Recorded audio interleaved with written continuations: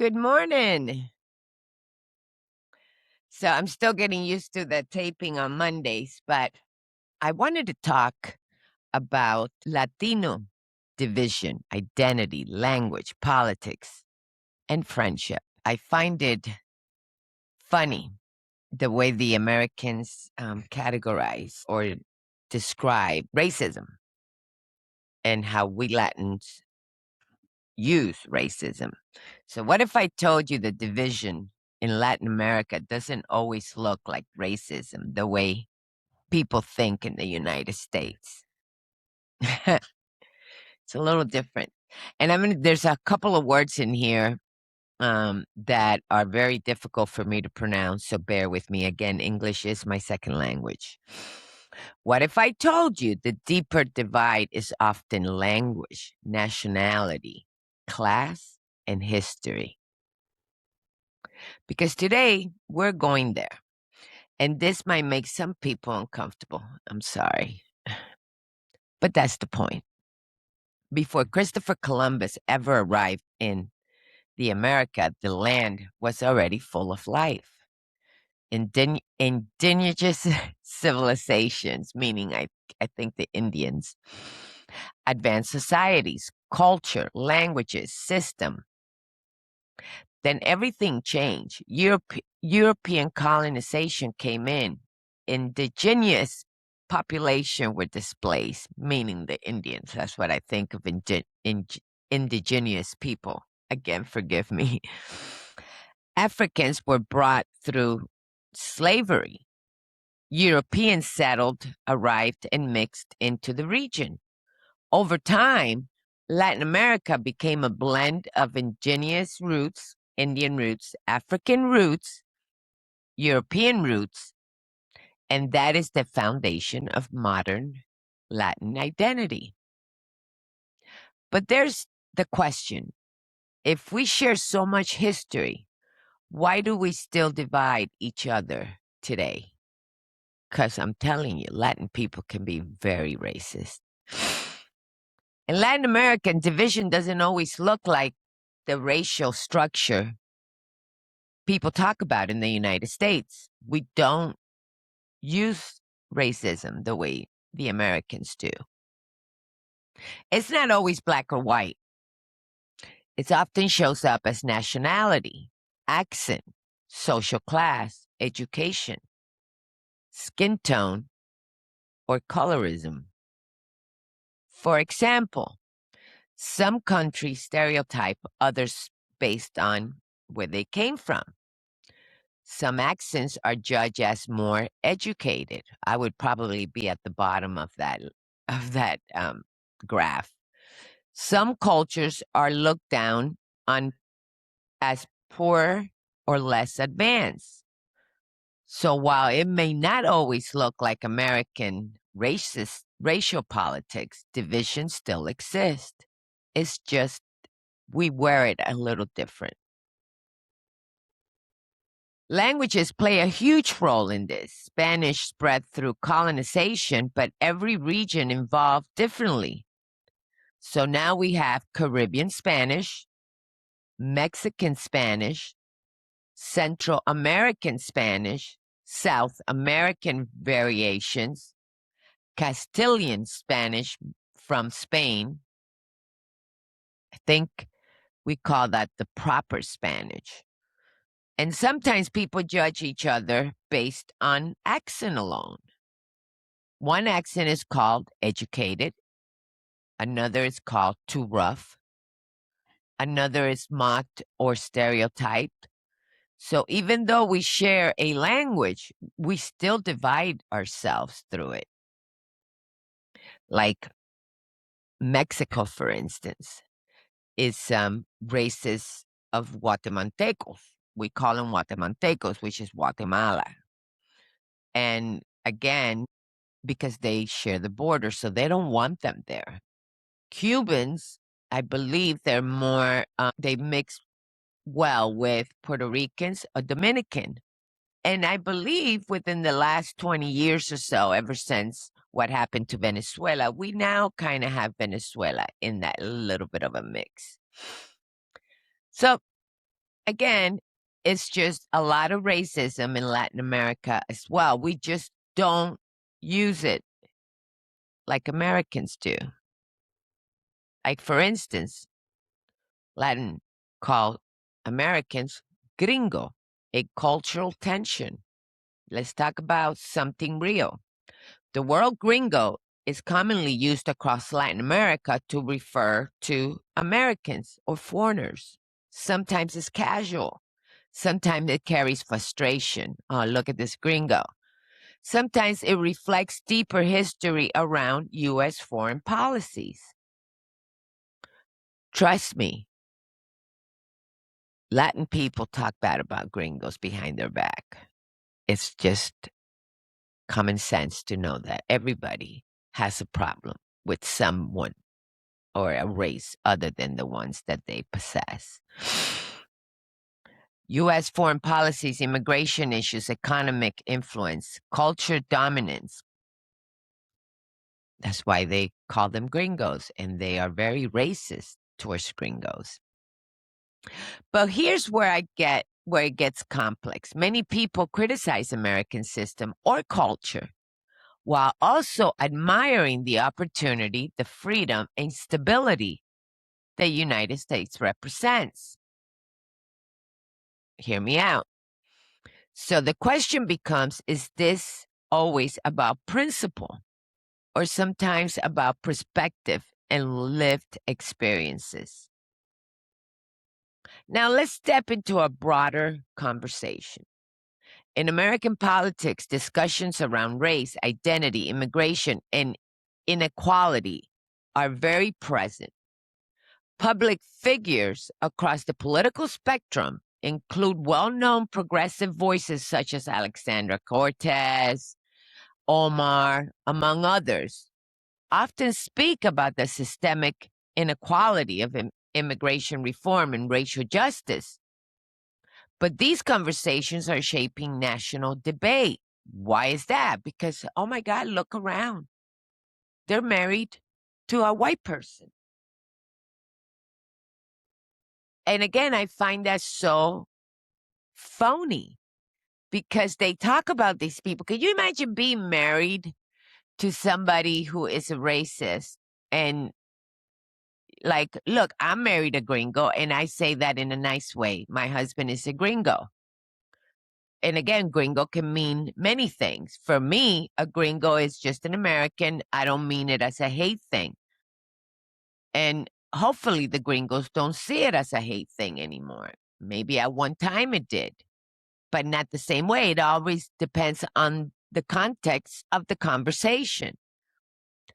But these Cortez and Omar, they go on TV talking about white people, and then they go home and sleep with one.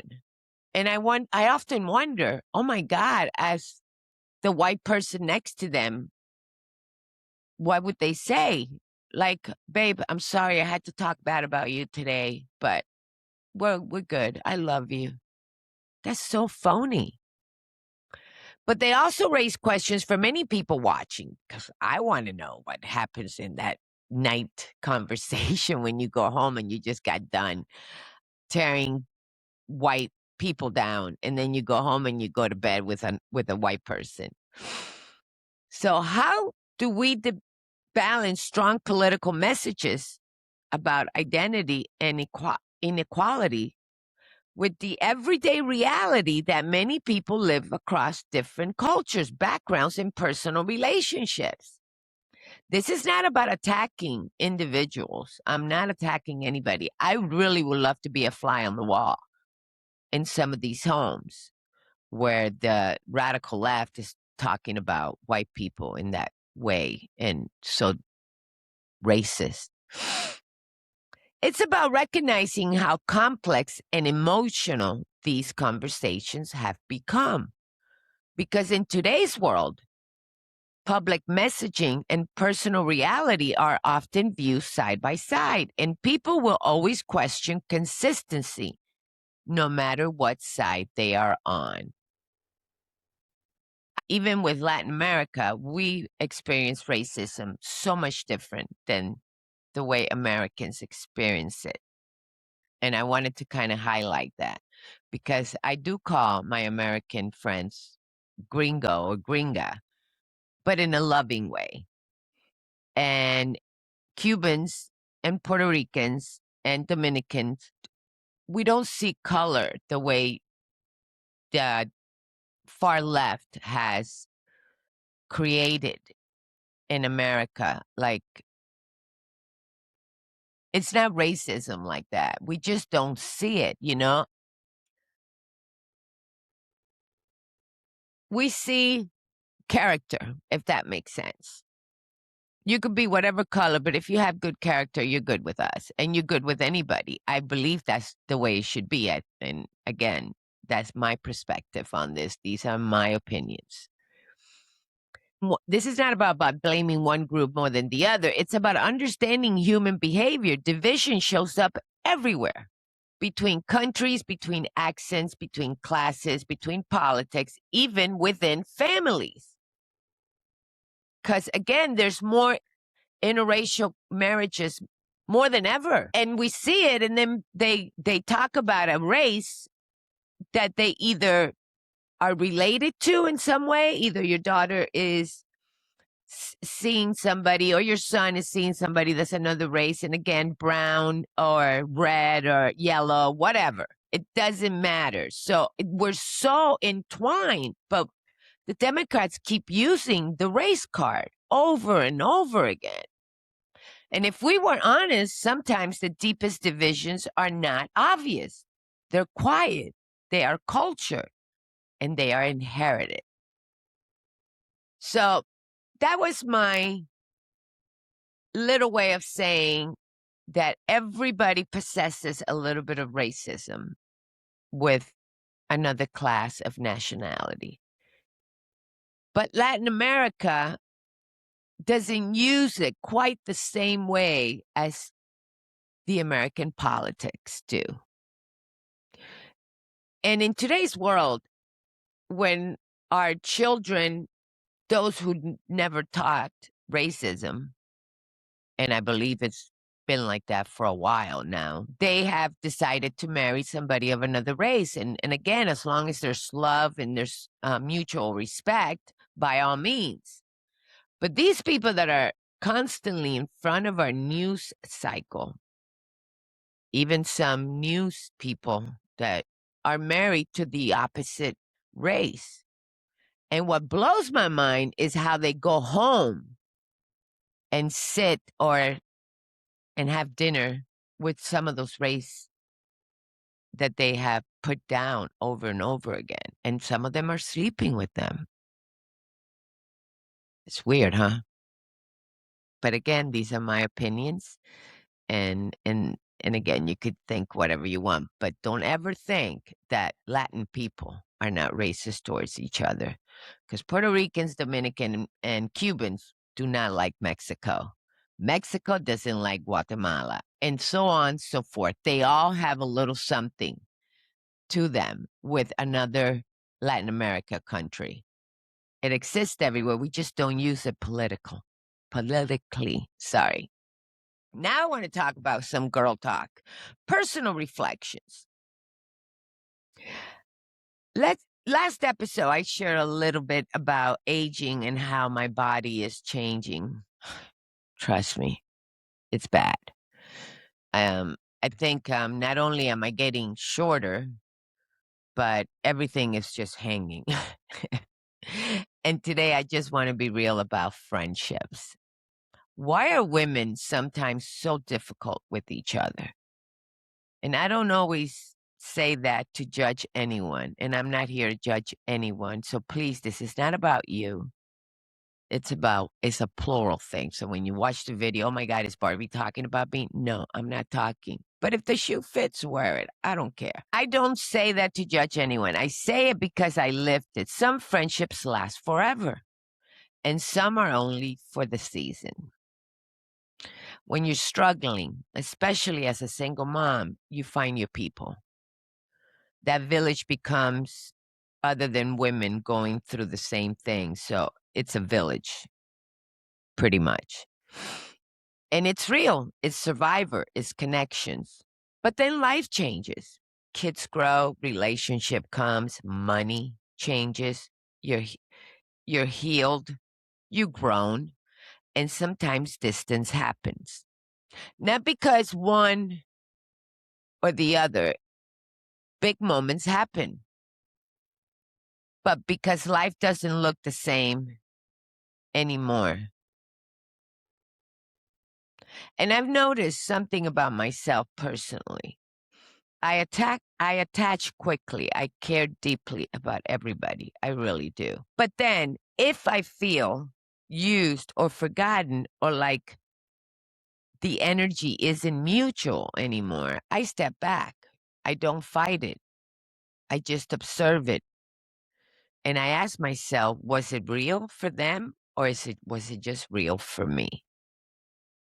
I don't talk bad about anybody unless they talk bad about me. And for the most part, I try to confront the person.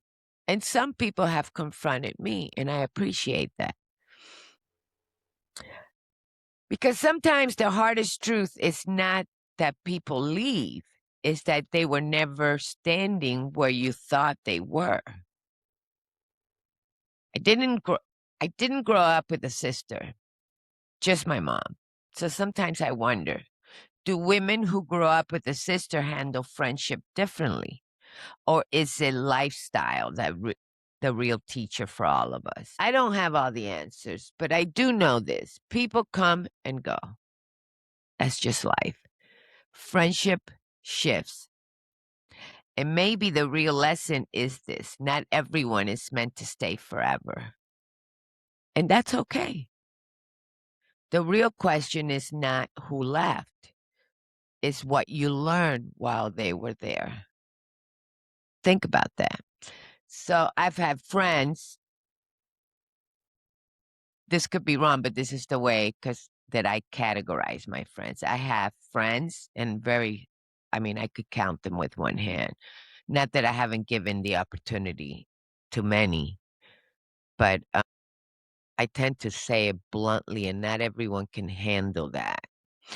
Or they avoid me because they don't want to know the truth, or they don't ask me a question because I might give them something that either they know is true or they don't agree, and why argue? I mean, it's a lot of drama, so you just walk away. But I have 3 categories. I have friends, I have barflies, because when you're young, you meet a lot of people at the clubs or the bars or whatever, and those are acquaintances, but I used to call them barflies. And then I have acquaintances that I know, and I have my groups of girlfriends, mostly acquaintances, and a very few that I actually call when I'm hurting. But I don't tend to do that right away.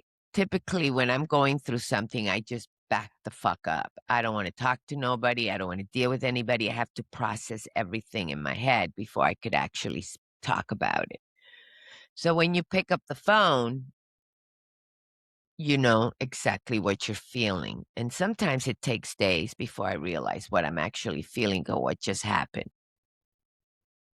And I often wonder, because I've seen some really good girlfriend relationships, and I often wonder, why don't I have that? And is this something that's just me? Or is this something that everybody has? But for me personally, I think it's because I'm too blunt. And again, sometimes nobody wants to hear the truth um, or how you feel, because your opinion it's not that important. And I tend to kind of do that, and I don't mean to do it on purpose. It just happens. I'm a very strong character, and I tell it like it is. But sometimes, you could hold back a little bit.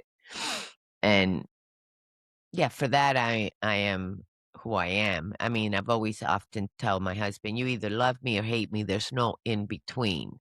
And I do like to be challenged. But again, nobody likes to be lecture. So, I don't know. I just feel like as we grow older, we tend to close our circle more. And it's not about missing friendships because you learn something from every friendship that you have, whether it was an acquaintance or whether it's a barfly or was it a close friend. Money tends to also play a role. I tend to be open hearted and I am really good with my friends. Or I think I am, maybe I'm not. And we just don't bother picking up the phone and saying exactly how we feel. So we just close ourselves in this cocoon. So, anyways, I just wanted to talk about it because, again, as we're getting older, we really want to have our people close to us for many reasons, not just for age-related things. Somebody you could talk about your boobs hanging or my skin hanging and all of that, and how do we deal with it, or just health-wise, you know? We tend to go now more to the doctor, and we wanna have somebody that cares for us, aside from our partners or whatever, somebody we could talk to. But I don't find it that that's always the case, and I think maybe because I was brought up with my brother, and even my little brother and I said it in one of my other episodes, I kinda left behind when I ran away from home, and I left him there, and I knew he loved me and cared about me, but I left him. And I have 3 daughters, and we don't always get along at the same time. It is the weirdest thing. If I'm good with one, I'm mad with the other, or I'm having issues with the other, or the other one's having issues with me. I have a daughter who has an issue with me being Republican and conservative, and for me liking Trump. When she's ready, she'll come. It's the way I say it. And the other 2 were raised very differently. They were from my first batch. And if by now you know my story and you know that I wasn't the greatest mom, I really wasn't. So I don't fault them for that. But at some point, I am consistent. If you disrespect me or you come at me with the victim card, I tend to shut you down. I'm not going to allow you to disrespect me. Yes, I will allow you to say, well, mom, you weren't there. Yeah, that is true. I wasn't there. But if you're going to put me on the cross, um, I will get myself out of it. My husband has a really good say that says, get off the cross. Somebody else needs to lumber. And that's kind of how I feel too. There's only so much you can take, and there's only so much apologies, whether you're a friend, a child, or whatever. And again, I'm rambling now, my apologies, but I really wanted to touch on this because it could be me. Maybe it's not.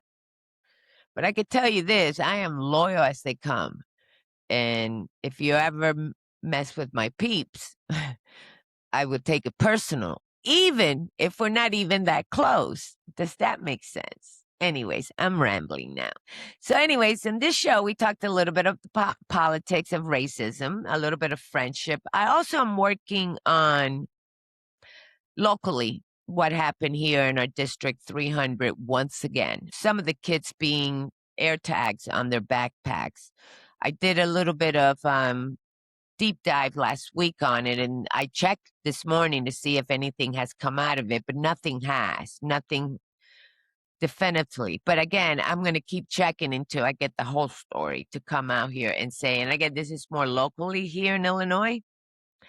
District 300, once again in the spotlight. I guess it didn't just happen with one family, but there were some air tags going around and kids were being tracked.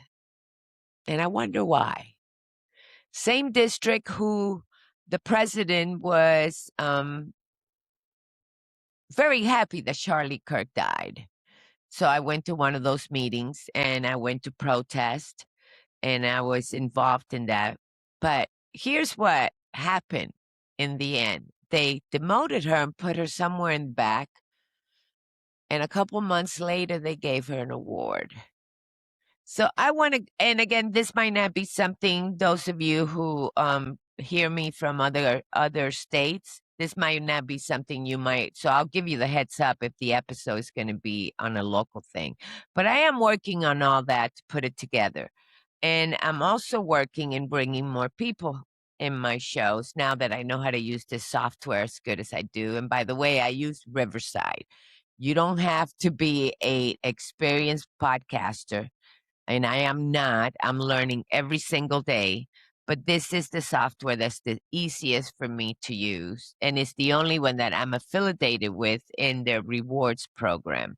I have gotten a few emails with people that want me to collaborate. I have yet to look into that because I don't want to do or use any products that I don't personally use. And again, I don't do it for the money. I don't. This is not about money. This is just about just real talk, real things that that's going around. And again, the politics play a huge role because it's in our faces day in and day out. Every day is a news day in this country. All of a sudden, we're not talking about the Iran war. Now we're talking about the Spirit airline, which, again, the Democrats were the ones that destroyed that airline. They didn't let them do, they're merged with the other airlines. And now the same people they think they're protecting is the same people that always gets hurt with the Democratic Party. It blows my mind.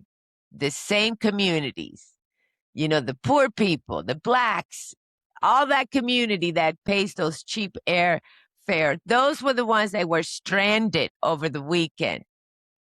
Spirit Airlines just crashed, didn't have any more money. And then they talk about the gas prices. Oh, it's because of the gas prices. Listen, the gas prices are still cheaper than any of the Biden 4 years. So again, what's it worth to you not having a nuclear weapon? I'm going to go with Pete on this one. What's it to you? What's it worth to you? I mean, if Iran gets a nuclear weapon, who do you think who they're coming for? They're coming for us. They hate America. They've told you time and time again. In any case, that's it for today. Episode 10, guys. 10 episodes. I hope you enjoying them, and I hope you continue to follow me in this journey.